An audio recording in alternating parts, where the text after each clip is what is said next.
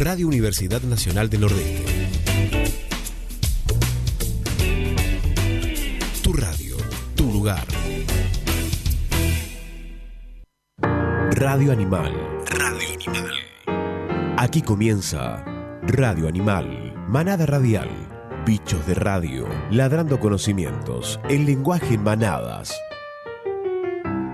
En Radio UNE comienza Radio Animal.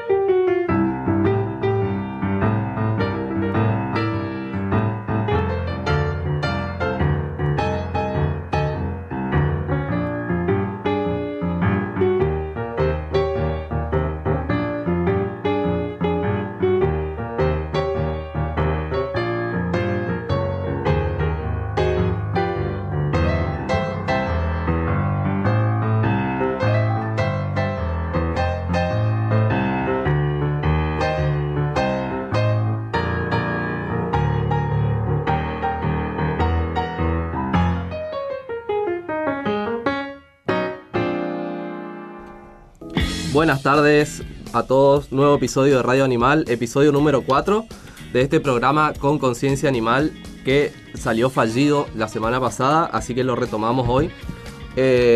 Estamos en nuestra segunda temporada, en nuestra cucha, que es la radio de nuestra casa de estudios, Radio UNE, la radio de la Universidad Nacional del Nordeste, por el 99.7 del dial de la ciudad de Corrientes, o por medios.une.edu.ar para todo el mundo.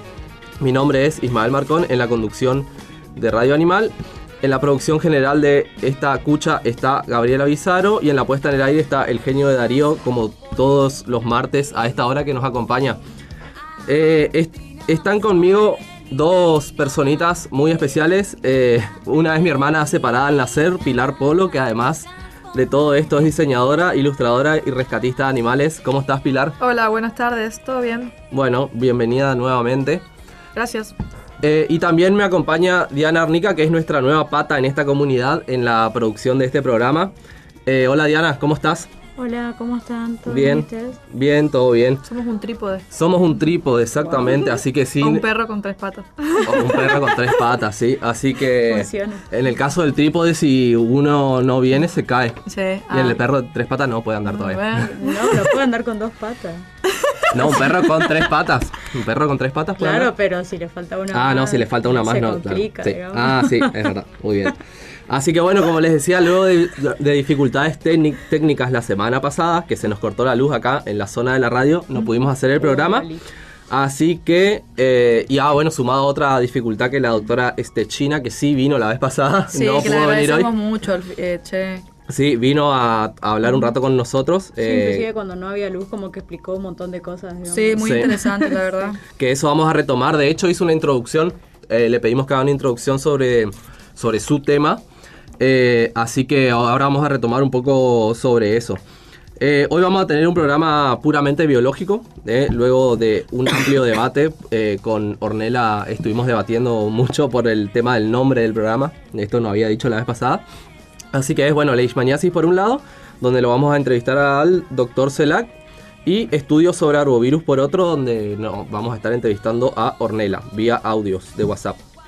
Entonces, para el primer segmento va a salir Ornella, que Ornella China del Instituto de Medicina Regional, dependiente acá de la UNE, donde nos cuenta sobre estos estudios realizados sobre arbovirus, que algo ya sabemos qué es porque nos contó qué son y dónde se encuentran. Bueno, datos recontra interesantes, a mí me súper sorprendieron. Ahora cuando lo escuchemos, a ustedes también les va a sorprender. Estás creando expectativa, Estoy tratando de crear expectativas, sí, porque si no toda la gente escucha mi primer parte y se va. Y para el segundo bloque tenemos una entrevista con el doctor Enrique Celac, que nos va a contar sobre leishmania, la epidemiología y avances con respecto a investigaciones sobre esta enfermedad transmitida por flebótomos. Vamos a hacer tipo nuestro primer cortecito y después arrancamos directamente con la entrevista con Ornella. No sé ustedes, pero yo ya estoy empezando a ahorrar y a proyectar mi viaje de verano. Así que traje un tema... Yo con todo el tema del dólar. Sí, Bien dólar mediante. proyectar, Dólar digamos. mediante. Sí. O sea, Bien. Pero bueno, hay que proyectarlo igual. Bien, bien. Si no, saldrá otra Actitud cosa. positiva. Bien. Entonces yo Sí. traje hoy un tema de esta banda brasilera Sambo. Así que si lo tenés ahí, Darío, mandale mecha.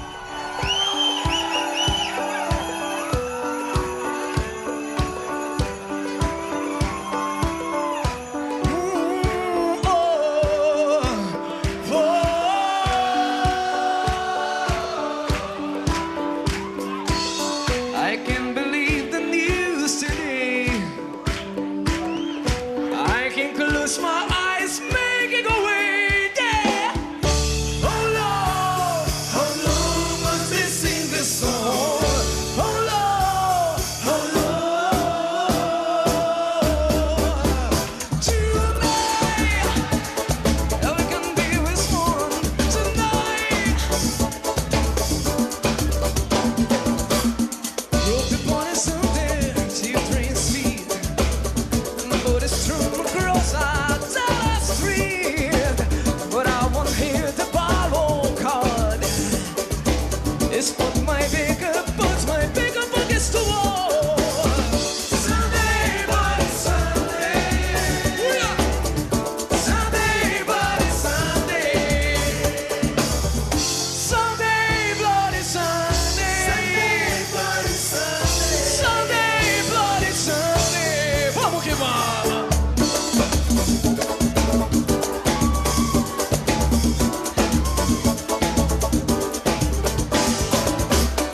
And that party just begun. There's many laws to tell me who has won. And trains it to get with your heart. And modern children, brothers and sisters turn apart. Sunday, bloody Sunday. Sunday, bloody Sunday. Oh Lord, must you sing this song? Oh Lord, oh Lord. Tonight, we can be with one tonight.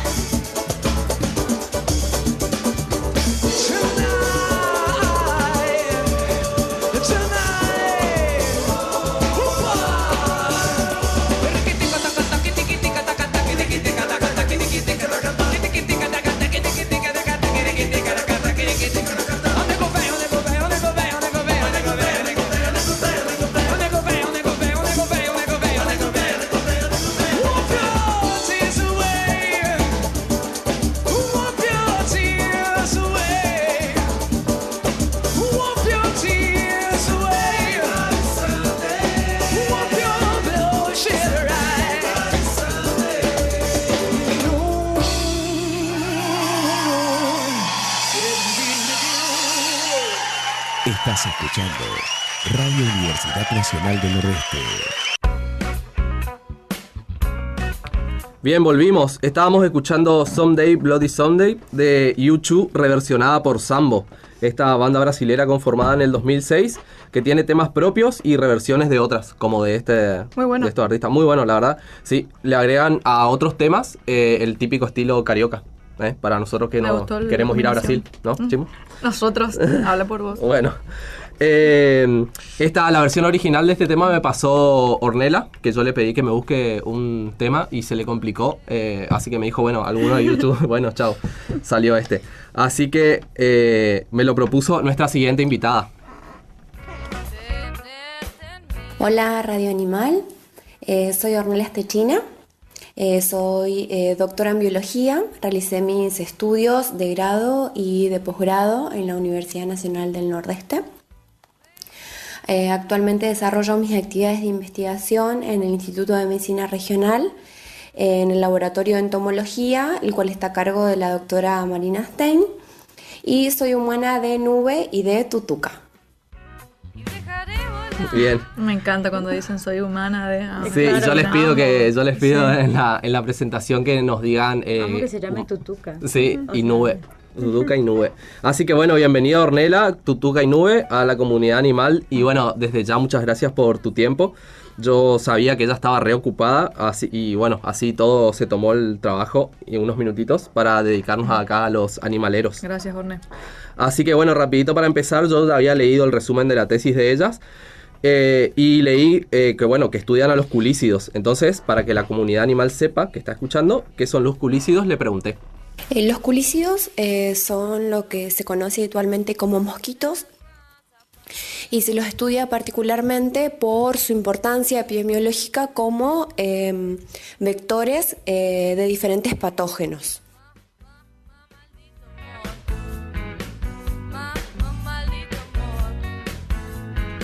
Así cortito, los culícidos son mosquitos que transmiten enfermedades. Corta, digamos, sencillo. Entonces sabemos que Ornella y su equipo están estudiando estos mosquitos que transmiten enfermedades y particularmente los arbovirus, que es lo que les contábamos hoy, es algo de lo que ella ya nos hizo una breve introducción. Y para los que no escucharon, los arbovirus son aquellos virus que se transmiten por artrópodos, hematófagos, o sea, que comen sangre. Especialmente moscas y mosquitos. Ahora, entonces yo le pregunté a Ornella, digamos, ¿para qué están estudiando esto? Para conocer si estos arbovirus tienen un patrón de circulación que varía en las estaciones, es necesario también conocer cuáles son los mosquitos presentes en el sitio de estudio, porque la comunidad de culícidos o de mosquitos no es la misma en las diferentes regiones. Y tampoco es la misma en diferentes ambientes, en los urbanos, en los semiurbanos, silvestres. Y por lo tanto, también estos mosquitos presentan una variación temporal en las estaciones, lo que nos permite dilucidar.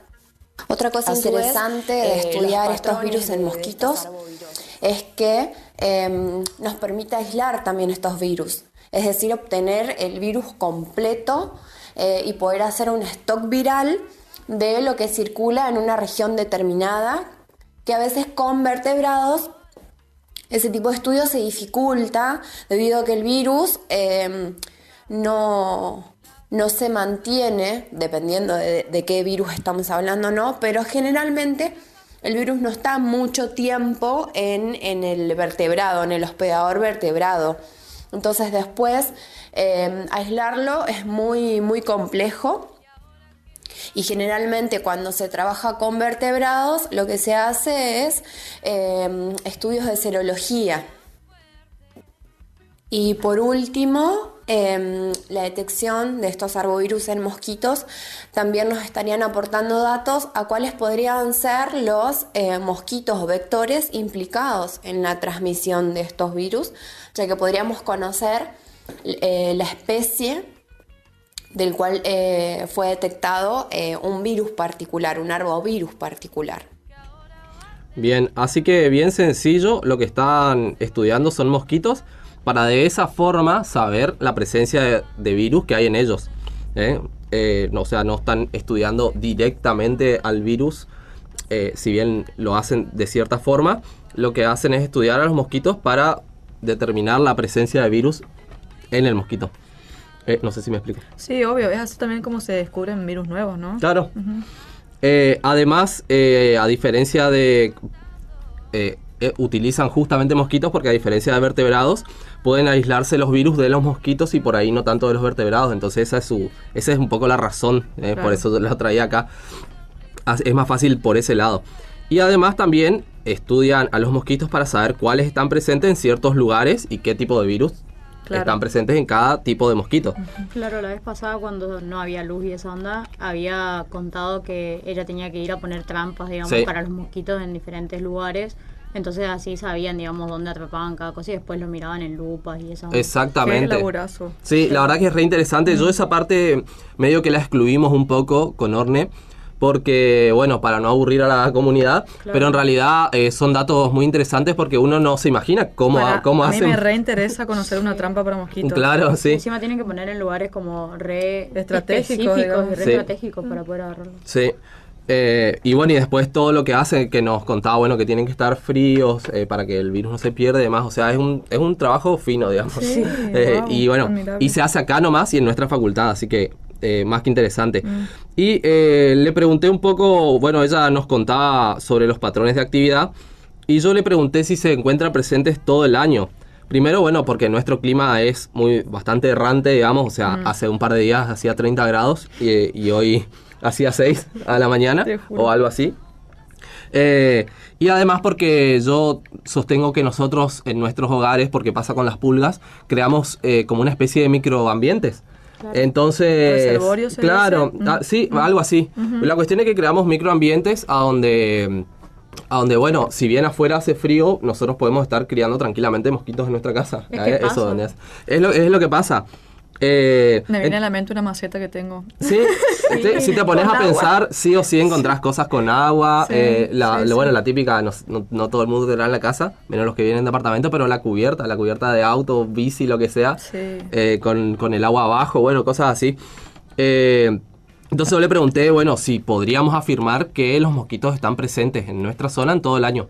Sí, los mosquitos están presentes todo el año, no todas las especies, hay especies características de las estaciones frías y hay otras especies que son características de los climas o de las estaciones más cálidas. Particularmente en Chaco, la época de mayor actividad o abundancia de los mosquitos es desde la estación primavera hasta el otoño, que además coincide con la época de mayor precipitación. Bien, este dato a mí, bueno, me pareció súper interesante. La prevalencia o la presencia de los mosquitos en nuestra zona, bueno, particularmente ella nos habla de Chaco, que es donde Prácticamente todo el año. donde lo estudiamos.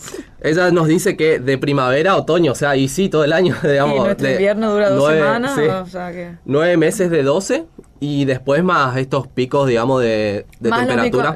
como los microambientes que creamos, o sea, los mantenemos nosotros Listo, capaz. todo el año. Entonces, bueno, lo interesante es que, digamos, nosotros sabemos que estos mosquitos como vectores y reservorios, si se quiere, están presentes. Así que, bueno, le pregunté un poco presentes a dónde. Los lugares que se van a elegir para realizar los estudios va a depender mucho del objetivo que uno se proponga para estudiar. Es decir, que si yo quiero conocer la presencia de circulación de estos virus en áreas urbanas, por supuesto que voy a estudiar o me voy a enfocar en seleccionar sitios que se encuentren o que sean característicos de las áreas urbanas. Lo mismo ocurriría si yo quiero estudiar la circulación de estos virus en áreas silvestres. El cómo lo voy a hacer también va a estar relacionado con el objetivo que yo me proponga. Nosotros particularmente, como queremos conocer cómo es la ecología de los virus, cómo es el ciclo de estos virus, Trabajamos con mosquitos, trabajamos también con aves y con equinos, siendo nuestro fuerte particularmente los mosquitos. Además, algo interesante, al menos para nosotros, es que debido al tiempo de vida corto de los mosquitos, si se detecta alguno de estos virus, nos estaría indicando la circulación en ese momento del tiempo, es decir, nosotros podemos afirmar de que el virus está circulando en el momento en que el mosquito fue detectado con el virus. Y además aporta datos a lo que tiene que ver con la distribución geográfica. Bien, así que entonces ya tenemos varios datos. Cada vez lógicos. tomo más conciencia de la importancia de los mosquitos. Sí, ¿viste? Qué por increíble. Por eso yo acá, Un factor bueno, determinante a la hora de descubrir nuevos virus. sí, tal cual, armé como una especie de resumen hasta el momento y ya solamente con los audios de Ornella, sin teniéndola en vivo para preguntarle un montón de cosas más, podemos decir que en nuestras zonas ya hay mosquitos, muchos, y que transmiten virus diversos, que además están presentes todo el año y que se los estudia en diferentes lugares porque ellos circulan por diferentes lugares y a su vez estos virus también están presentes o no en diferentes lugares por diferentes mosquitos. Toda esa información tenemos, digamos, pero sabemos de virus eso, todo el año. a ese resumen quería llegar. Estamos rodeados de virus todo el año y mosquitos. Pero ojo, Virus en forma de mosquito. Para que la gente no se ponga paranoica. Claro. Vamos a explicar un poco más. Sí, así que claro, ahora vamos a escuchar en el siguiente audio. Yo le pregunté, bueno, escuchá, ya que estamos tan rodeados de... ¿Cómo no estamos todos enfermos? Claro, Digamos, ¿cuáles son los absolutamente patógenos todo? que transmiten estos mosquitos? Particularmente los patógenos con los que nosotros trabajamos en el laboratorio de entomología son patógenos transmitidos por artrópodos. Nosotros particularmente estudiamos los que son transmitidos por mosquitos, pero hay otros que son transmitidos por garrapatas, por fleótomos, entre otros artrópodos. Los virus transmitidos por mosquitos, los más conocidos, que seguramente habrán escuchado hablar, como dengue, Zika, chikungunya, son algunos de los virus que circularon en Argentina. Sin embargo, también hay otros no tan conocidos como el virus San Luis. Tenemos el virus West Nile, las encefalitis equinas del oeste, encefalitis equina venezolana, también circularon en Argentina. Hay datos sobre episodios de estos virus. Las episodias o los datos en Argentina datan del 1900 aproximadamente, pero los estudios para tratar de conocer cuáles son los vectores implicados en la transmisión de estos virus y cuáles son los hospedadores se inicia aproximadamente en 1977. Bien, entonces ahora sabemos que tenemos una amplia variedad de patógenos presentes y que además son transmitidos por mosquitos y que nosotros no conocíamos. Yo por lo menos, si bien escuché nombrar a la mayoría, digamos, hay otros que sabemos que están presentes y no... Ahora sabemos que están presentes. Si ustedes que son veterinarios, algunos no conocían, No, imagínense. pasa que los primeros que nombró, claro, tipo hubo un re auge cuando todo el Claro. mundo se enfermaba y Sí. tipo repelente por todos lados, Sí. pero Cuando lo llegó de los San humanos, Luis, digamos. por ejemplo, esa onda tipo... Sí, tal cual. Además, bueno, a nosotros nos abre un montón de curiosidad. Ahora, bueno, quiero saber más sobre esto, ¿no? Pero de paso nos abre la puerta, digamos, para el siguiente bloque donde vamos a hablar de leishmania, digamos, que ella lo menciona, que es transmitido por flebótomos. Finalmente yo le quería preguntar qué afinidad tienen los mosquitos para con nosotros, digamos, para darle un poco de cierre a esto de que nosotros mismos los criamos, entre comillas, ¿no? Así que, bueno, yo ya había escuchado lo que una charla anterior que ella dio en el colegio normal, que ahí fue donde la conocí yo, Ornella. en Resistencia, y donde ella contaba sobre esta antropofilia que tienen los mosquitos, es decir, la afinidad que tienen para con nosotros. Entonces le pregunté sobre esto. En relación a la antropofilia de algunas especies, como por ejemplo Aedes aegypti, tiene que ver con la preferencia del hospedador que la especie de mosquito desea alimentarse, preferentemente. Por ejemplo, en el caso de Aedes aegypti es el hombre.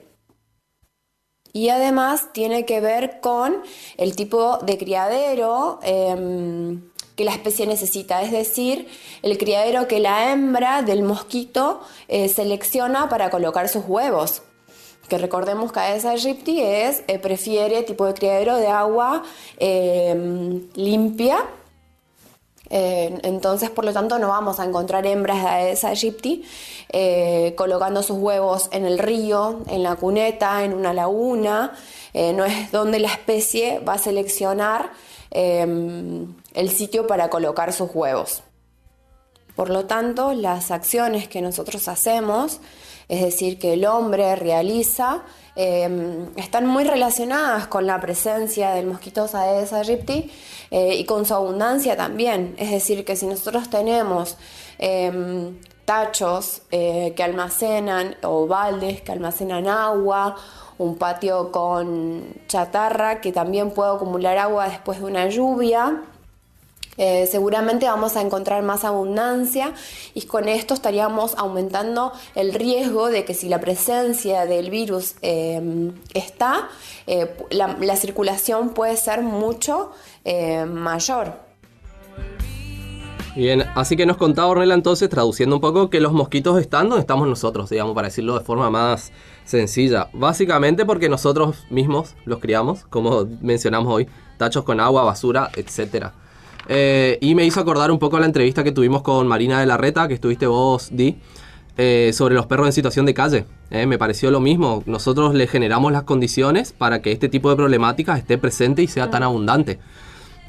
Así que para cerrar un poco, quisiera, digamos, que entre todos tomemos conciencia y sepamos que tenemos los virus acá al lado nomás, a la vuelta de la esquina, en forma de mosquito dando vuelta, que son transmitidos por estos. Y que además están presentes en todo el año, y que la única forma, digamos, de combatirlos es cuidarnos entre todos, cuidarnos a nosotros y a nuestras mascotas. Así que bueno, gracias Orne por haber participado. Bueno, bienvenida a la comunidad animal nuevamente. Vamos al talk de media hora y volvemos.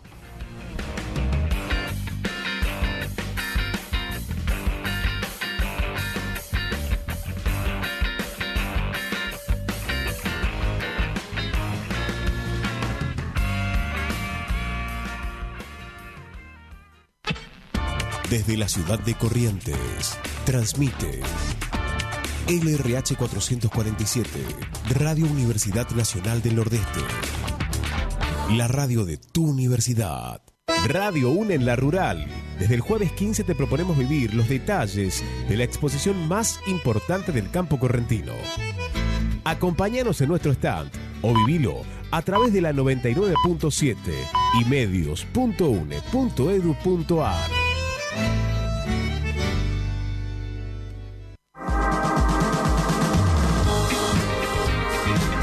La ciencia y la tecnología tienen su espacio en Eureka Radio. Todos los lunes, de 15 a 16, por FM 99.7, Radio Universidad Nacional del Nordeste.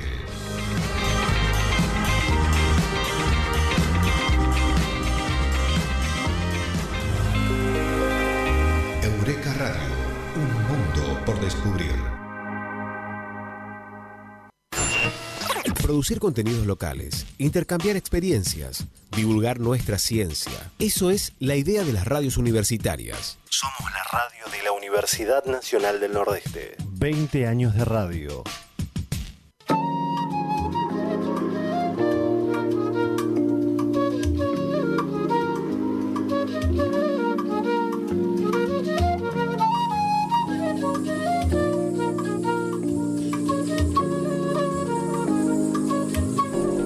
Bien, volvimos. Estamos fondeando con Funky Animal Orquesta, por si a alguien le interesa después escuchar en su casa. En la temporada pasada nosotros habíamos tocado un poco el tema de leishmaniasis de la mano del doctor Mario Barreto, de Veterinaria La Paz, de acá de la ciudad de Corrientes. Él nos contó un poco sobre la enfermedad y nos dejó más que nada una visión de tipo veterinaria sobre esta temática. Basó su entrevista, digamos, en experiencias personales y profesionales que se le presentaron en la clínica. Yo quise ir un poco más a fondo sobre esta temática, más que nada porque me empezó a sorprender la emergencia que viene teniendo esta enfermedad, por lo menos desde mi punto de vista. ¿Qué quiero decir con esto? Yo cuando estudié veterinaria acá en nuestra casa de estudios, leishmania era una enfermedad muy poco mencionada. De hecho, los casos eran súper raros, digamos. No debería decir esto, pero son los temas que colgás, digamos, porque ese no interesa, digamos. Y hoy en día, con la persona con la que me cruzo y tiene una mascota, sobre todo las personas que rescatan animales, sí o sí tiene una historia con la leishmania. Hasta sí que o sí. hubo un boom en un momento. Entonces me pareció, digamos, bueno, salvo que yo me esté cruzando con todos los casos de No, porque leishmania. salió en todos los lados, los medios digitales y demás. No, es que ahora inclusive posta se cree, digamos, que no hay perro que no haya, digamos, como circulado algo de leishmaniasis. Exactamente. O que tenga la enfermedad latente también. Claro, que no se sepa. Asintomático o sintomático, Claro. entonces puede ser cualquier cosa. Entonces, bueno, salvo que haya pasado esto, desde que yo nomás me esté cruzando, que sabemos que, bueno, no es así, pero para no subjetivizar los datos, para aclararnos un poco el panorama, nos acompaña el doctor Celac, que es investigador del área de entomología del Instituto de Medicina Regional de la UNE. Buenas tardes, doctor. ¿Qué tal? Buenas tardes, ¿cómo están? Saludos Bien, a todos. Bien, te saluda Ismael Marcón y están en el piso conmigo Pilar y Diana. Hola, Doc. Dale. Hola, doctor, ¿cómo le va? ¿Cómo están? Un saludo para todos. Pido disculpas porque no puedo estar hoy en el piso, estoy un poquito enfermo, pero bueno, espero que podamos hablar un poco y por lo menos dar una introducción al tema para que la gente vaya conociendo un poco sobre esta enfermedad. Exactamente, sí, yo agradecerte, sé que estás con algunos problemitas de salud, así que agradecerte que nos brindes un poco tu tiempo. Para arrancar, digamos, quería saber si esto que veníamos mencionando sobre la emergencia de la enfermedad es tan así o no, es decir, si pasó un tiempo, una brecha de tiempo entre que no estaba tan presente y ahora está, cotidianamente insertada en nuestras vidas. Sí, de hecho la leishmaniasis es una enfermedad relativa. Hagamos una salvedad.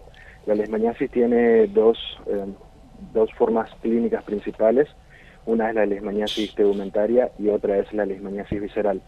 La leishmaniasis tegumentaria, que es la que normalmente estuvo presente desde la década del 50, los registros datan de la década del 50 en la Argentina, es una leishmaniasis que tiene una manifestación más bien cutánea o mucocutánea, es decir, produce un tipo de ulceración en la piel o afecta la parte del tejido de las mucosas, y es una leishmaniasis que ya conocemos y está presente desde hace muchísimas décadas en nuestro país, especialmente en las áreas rurales.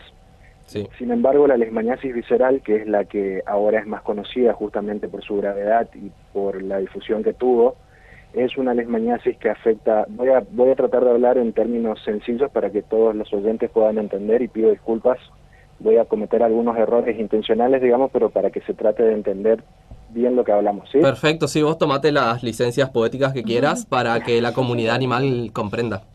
Eso. La leishmaniasis visceral básicamente afecta a los órganos internos, por decirlo de alguna forma, ¿sí? Uh-huh. Principalmente vaso y hígado son los principales afectados, y lo que es médula ósea. La leishmaniasis visceral es relativamente nueva en nuestro país. Uh-huh. Si bien hace muchos años hubieron registros rurales de leishmaniasis visceral, hoy en día se cree, por estudios que fuimos haciendo históricos, que en realidad eran leishmaniasis cutáneas que visceralizaron. ¿Qué quiere decir esto? La leishmaniasis visceral es producida en Latinoamérica por Leishmania infantum, ¿sí? Es un nombre difícil, pero vale la pena resaltar que es muy distinto a lo que es la leishmaniasis cutánea, que es producida por otras especies de leishmania. Sí. Recordemos que la leishmaniasis es una enfermedad producida por un parásito del género Leishmania, que tiene diferentes especies. Dependiendo de qué especie estemos hablando, va a tener una manifestación clínica distinta. ¿Se entiende? Sí, Si perfecto. nosotros habláramos, por ejemplo, de Leishmania brasiliensis, es la leishmania responsable de los principales brotes epidémicos en Argentina de lo que es la leishmaniasis cutánea. Es decir, recordemos que afecta a la piel. Sí. Sin embargo, la leishmaniasis visceral, que es producida por Leishmania infantum, que afecta a los órganos internos, tiene otro tipo de manifestación y es relativamente nueva en nuestro país. ¿Qué quiere decir nueva? Que recién en el 2006 se presentó el primer registro de caso humano, ¿sí? Para nuestro país. Es decir, que es una enfermedad relativamente nueva. Estamos hablando de muy pocos años. Sí. Qué buen dato ese, porque me hace pensar un poco que en realidad, para sacar esta subjetividad que decía yo, no es que me estoy cruzando con muchos casos, sino que realmente es una enfermedad nueva y que además quizás estaba presente y no la conocíamos. ¿Puede ser así o no esa interpretación, Enrique?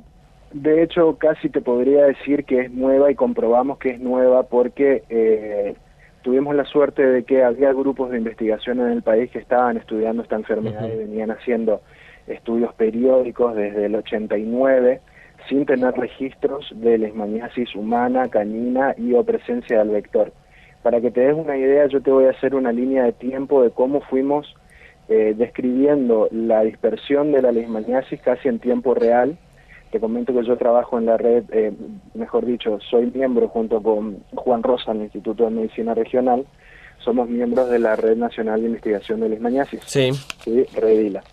Bueno, nosotros lo que hicimos fue en un momento, frente a cuando empezaron a haber casos humanos de leishmaniasis y empezamos a ver que había una dispersión de la enfermedad, lo que hicimos fue todos los investigadores que estábamos trabajando, juntarnos y empezar a ver de qué forma podíamos estudiar la circulación y la dispersión de la enfermedad, manteniendo siempre un mismo método para que todo el trabajo que nosotros hacíamos sea escalable y podamos predecir el movimiento de la enfermedad en el país en su momento cuando recién estaba ingresando. Entonces, ¿qué pasó? Fuimos describiendo casi en tiempo real cómo se fue dispersando la leishmaniasis visceral, hablando siempre, ¿no es cierto? Sí. Fuimos describiendo cómo fue ingresando. En realidad todo empezó con el doctor Salomón, que fue uno de los pioneros en investigar esta enfermedad en el país. En el 2001 se larga, fíjate que en el 2001 se larga el primer registro de Longipalpis, es decir, Longipalpis es el flebótomo que transmite la leishmaniasis visceral. Sí. ¿Entiendes? Ahora después vamos a hablar un poco del vector para que se entienda la diferencia entre especies. Perfecto, de sí. parásito y de flebótomos. Pero para que sigamos una línea de tiempo. Nosotros en el 2001 recién encontramos el primer registro de Leucemia longipalpis que transmite leishmaniasis visceral en la provincia de Misiones. Sin embargo, se encontraron muy pocos ejemplares y no perduraban en tiempo, es decir, las poblaciones no estaban instaladas. Recién en el 2004, en la ciudad de Clorinda, en Formosa, se registró por primera vez para el país un foco de poblaciones abundantes de Leucemia longipalpis en esta ciudad y frente a Asunción, que en ese momento estaba en brote de leishmaniasis visceral. ¿Se entiende? Sí. Entonces de ahí se largó la alerta porque todos creíamos que la leishmaniasis visceral iba a ingresar al país por el lado de Formosa, precisamente en Clorinda, porque se daban todas las condiciones para que esto suceda. Sin embargo, no fue hasta el 2006 donde se encontraron los primeros casos caninos registrados junto con presencia del vector en cantidades abundantes en Misiones, y fue el primer caso humano que se registró de leishmaniasis visceral en la Argentina. Es decir, fíjate cómo fuimos saltando del 2001 al 2004 y al 2006, donde por primera vez tenemos un brote de leishmaniasis visceral en la Argentina con un caso humano que después los casos se fueron incrementando, ¿no es cierto? Sí. Sin embargo, fíjate que fuimos sabiendo que desde ese momento, en el 2009, el vector ingresa a Corrientes y se da la alerta. En el 2010 demostramos la presencia del vector en Chaco y en Entre Ríos. Y en el 2013 el grupo de trabajo también demuestra la presencia del vector en Salta. Es decir, el vector se fue distribuyendo desde este a oeste, ¿no es cierto?, en una dirección en el país, afectando a las provincias endémicas de leishmaniasis, es decir, a todas las provincias del norte. Bien. La leishmaniasis cutánea es endémica en 9 provincias del norte de nuestro país, ¿sí? Es decir, que casi todo el norte de nuestro país es afectado hace muchísimos años por leishmaniasis cutánea. Sin embargo, la leishmaniasis visceral aún se encuentra restringida a estas provincias que yo te nombré. Disculpe, doctor, ¿a qué se debe esto? ¿A qué se debe? Bueno, a factores ambientales principalmente, a la dispersión del vector. No podemos tener a ciencia cierta por qué el vector eligió distribuirse de esa forma, ¿sí? Sí podemos saber que los casos caninos fueron acompañando a la presencia del vector. Del vector, sí, ese dato es más que interesante. Veces, sí. Exacto, fue dándose muchas veces por la migración de los reservorios, los perros, que iban pasando de una provincia a otra, y así parecería ser, o la hipótesis probable es que fue diseminándose de a poco la enfermedad. Por lo menos eso fue lo que se demostró en Brasil y en la mayoría de los grandes países que están afectados por esta enfermedad. Generalmente, para que nosotros podamos tener transmisión, es decir, para que haya transmisión al humano, ustedes piensen que el parásito tiene un ciclo de vida en el animal, ya sea humano, perro, microroedores, y una parte de su ciclo de vida en el vector, que es el flebótomo, ¿sí? Sí. Como bien explicaba Ornel hace un rato, igual que con los virus, los parásitos son muy selectivos de los flebótomos, es decir, de los insectos que prefieren. No todas las especies de Leishmania, la que produce la enfermedad, sí, prefiere cualquier tipo de flebótomo, es decir, prefieren especies específicas. Por esto es que yo te contaba que Leishmania infantum, el principal transmisor, es decir, la Leishmania infantum que produce la leishmaniasis visceral, el principal vector es Lutzomyia longipalpis. ¿Se entiende? Sí, sí, sí. Para que nosotros podamos tener transmisión de la leishmaniasis necesitamos que haya en un mismo tiempo y espacio, tenemos que tener la presencia del vector, es decir, del insecto que va a transmitir la enfermedad, tenemos que tener la presencia del parásito, es decir, el causal de la enfermedad, y tienen que estar conjuntos en tiempo y espacio y tienen que darse las condiciones para que se produzca la transmisión. El humano en realidad es como que nosotros nos infectamos, ¿cómo sería? Accidentalmente sí. Ciclo, ¿sí? Nosotros no podemos transmitir, no somos reservorios de Leishmania infantum, ¿se entiende? Sí. Si a nosotros viniera y nos picara un flebótomo, las probabilidades de que ese flebótomo pudieran transmitir la enfermedad a otra persona y o a un perro, por ejemplo, son casi ínfimas. Es muy, muy poco probable. Solamente en algunas áreas, creo que el sudeste de Asia, se demostró que el humano es el reservorio de la enfermedad, es decir, que el humano es el principal, ¿cómo te diría?, fuente de la enfermedad en la naturaleza. ¿Se entiende? Sí, sí, perfecto. El parásito necesita vivir dentro de un organismo vivo, ya sea en el humano, el perro, en microroedores, como te decía, en otros tipos de animales, de grandes animales. Necesita vivir adentro, no puede estar en el exterior, tiene que estar o adentro del animal o adentro del insecto. ¿Se comprende? Perfecto, perfecto, doctor, la verdad claro. que súper claro. Ya que estamos hablando justamente, te voy a robar con una última pregunta, Enrique, para no estar forzando tu garganta. No hay problema, todavía estamos bien. Bueno, ya que estamos hablando del vector, yo escuché una entrevista tuya en Radio Nacional Resistencia donde contabas sobre la identificación de una nueva especie. ¿Qué importancia tiene esto, sobre todo para nosotros de Chaco? Y mira, como bien te explicaba, no todas las especies de flebótomos tienen la capacidad de transmitir la enfermedad, o sea, la distinta especie de parásito de la que estemos hablando. En nuestro caso, desde el área de entomología del Instituto de Medicina Regional y junto con la Red Nacional de Investigación de Leishmaniasis, lo que hacemos es tratar de, como yo te decía, tratar de ver cómo es el movimiento de las poblaciones de flebótomos, cuáles son las prevalencias de la enfermedad, y con todos los datos que nosotros vamos recopilando, el objetivo final de todo lo que hacemos es tratar de predecir hacia dónde va a ir la enfermedad. ¿Se entiende? En términos muy simples. Perfecto. Es decir, nosotros tomamos una cantidad de variables y de muestras y de cosas necesarias para nosotros tratar de predecir si, por ejemplo, el Chaco está en riesgo de que la leishmaniasis visceral se transmita, si Corrientes está en riesgo o ya está instalada la enfermedad, si puede expandirse hasta Entre Ríos, Buenos Aires, Córdoba, etcétera. ¿Se entiende? Ese es el objetivo de nuestro trabajo. Y una de las principales herramientas para poder predecir esto es tratar de conocer cómo es el movimiento de las poblaciones de los insectos que la transmiten. Claro. Si nosotros no tenemos insectos que transmitan la enfermedad no se transmite. ¿Está? Sí, sí. ¿Se entiende? Perfecto, Puede entonces... transmitirse, haciendo una salvedad, puede transmitirse en el caso de los canes, por ejemplo, de madre a hijo por vía transplante. Claro, sí. ¿Sí? Pero es un tipo de transmisión que no tiene nada que ver con lo que es la transmisión vectorial que produce las epidemias. Claro. Me das pie para una última rápida, ya que Ornella nos decía, como vos estuviste escuchando recién, que mosquitos, flebótomos y demás están presentes prácticamente todo el año por las condiciones climáticas nuestras, que la única forma de cuidarnos es combatir de cierta forma al vector, ¿no es cierto? De hecho, la mejor forma de cuidarnos es cuidarnos, precisamente. Sí. El flebótomo, a diferencia de los mosquitos, que los mosquitos, como explicó Ornella, tienen una fase de su vida que se cría en el agua, los flebótomos se crían en la tierra, es decir, las etapas de huevo, larva y pupa se desarrollan en la tierra. Y cuando hablamos de tierra en general. Tienen que darse condiciones de temperatura, humedad, presencia de materia orgánica para que se alimenten las larvas, pero prácticamente cualquier suelo que nosotros podamos pensar cumple las condiciones necesarias para que estos insectos se desarrollen.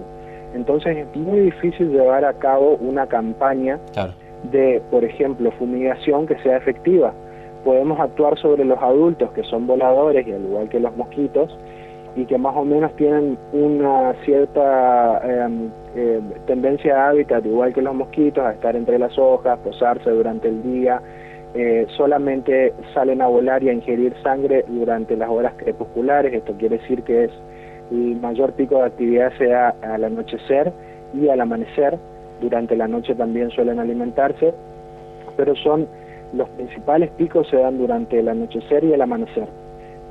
Entonces es muy, muy difícil, y casi a nivel mundial se ha demostrado que las fumigaciones, por ejemplo, tienen un muy bajo índice de efectividad, ¿sí? Entonces hasta ahora la principal medida de prevención es justamente el cuidado con repelentes, ropa de mangas largas, el uso de telas mosquiteras. También en Misiones estamos ensayando el uso de telas mosquiteras impregnadas con repelentes. Bien. Y se están haciendo muchos estudios en el país justamente para ver de qué manera podemos disminuir la transmisión vectorial justamente en estas provincias del norte que están mayormente afectadas.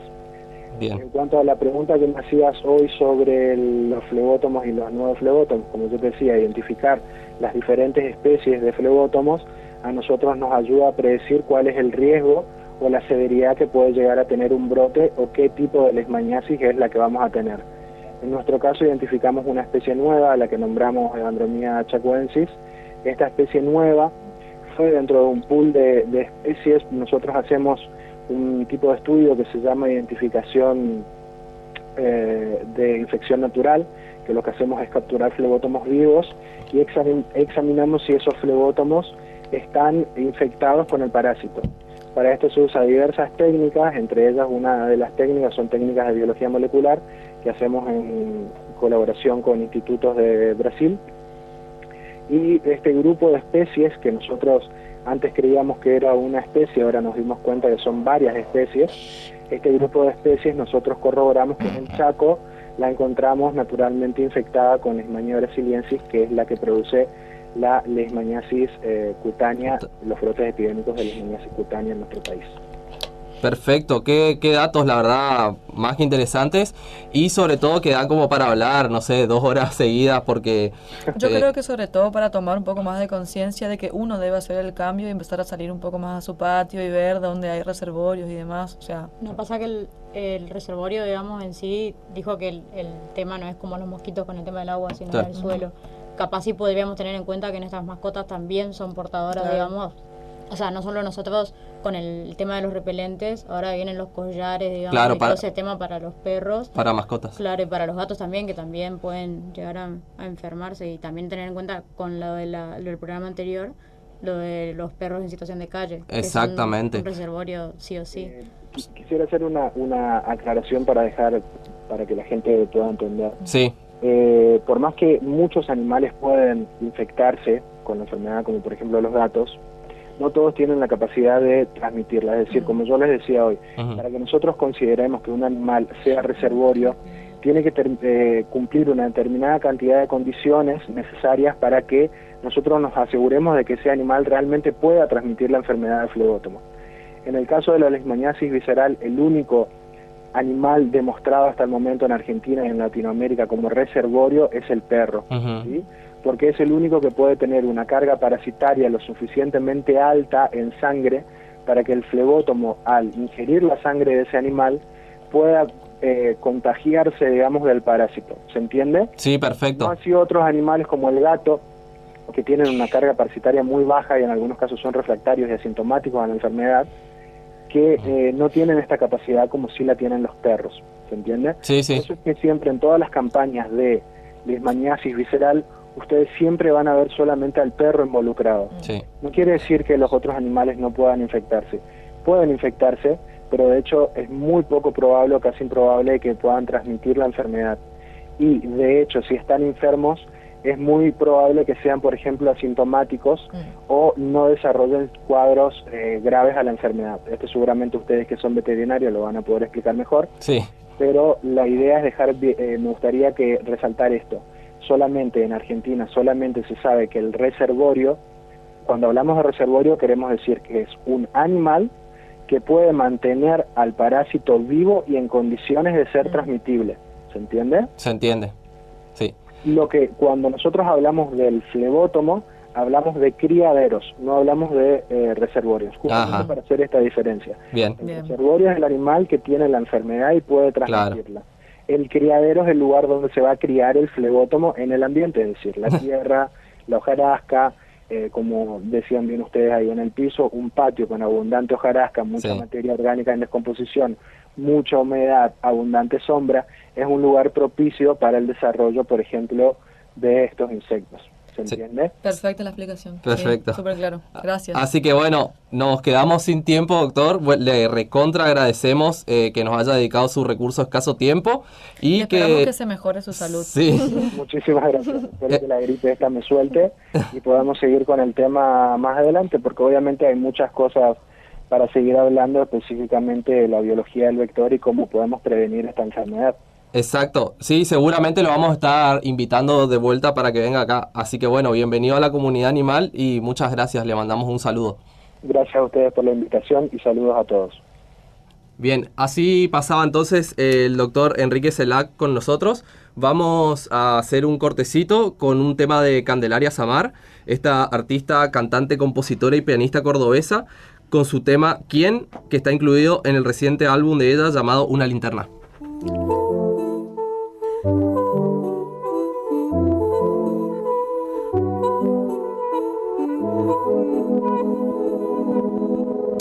¿Quién le desafila mejor todo lo que tarda en hacerse mirar? Y no sabe que le gustaría contarlo mejor. ¿Cómo sería?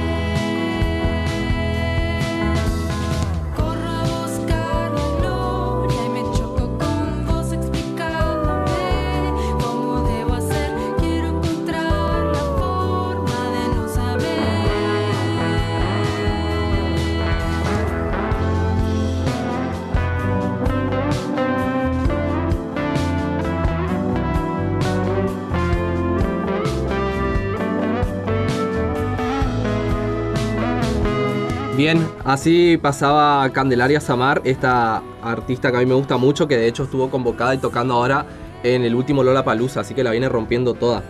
Así pasó este episodio de Radio Animal súper puramente biológico, Sí. y que nos deja reflexiones de cuidado sobre todo. Sí, la verdad que en el corte hablábamos de que nos quedamos súper cortos porque son temas por ahí muy abarcativos y que más una respuesta te genera más preguntas, y está bueno porque es como, bueno, la intención es sembrar Sí. una semillita para que después cada uno en su casa, con su grupo de amigos y demás, pueda debatir más sobre estos temas, ¿no? Sí, Di.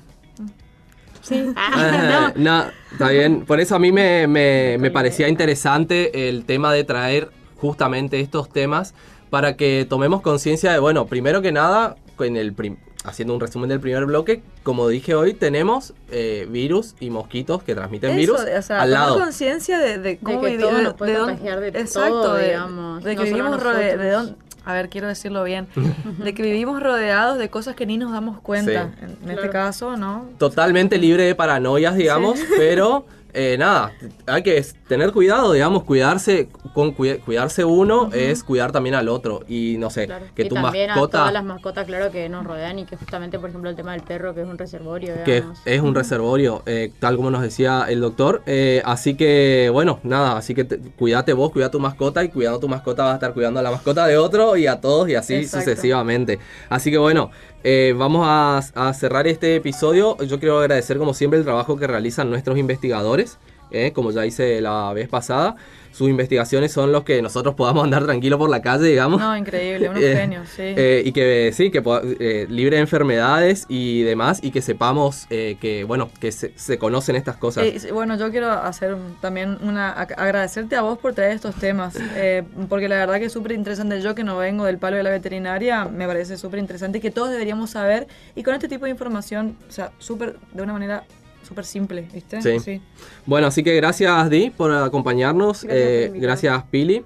Gracias, Darío, y a Gabriela Bizarro. El próximo programa va a ser sobre comportamiento felino. Nos va a hacer el flyer acá Pilar con la doctora Ferreiro. Y vamos a dejar abierto el Instagram nuestro para que nos hagan preguntas que va a ir respondiendo la doctora Ferreiro. Sí, que es un espacio que tienen que aprovecharlo, Sí. porque hay mucha gente que tiene problemas de comportamiento con sus felinos. Sí, de hecho, bueno, me estoy acordando que yo no le avisé a la doctora Ferreiro, pero ella no va a tener problema en responder a todas sus preguntas. Así que bueno, gracias a todos, los esperamos la próxima.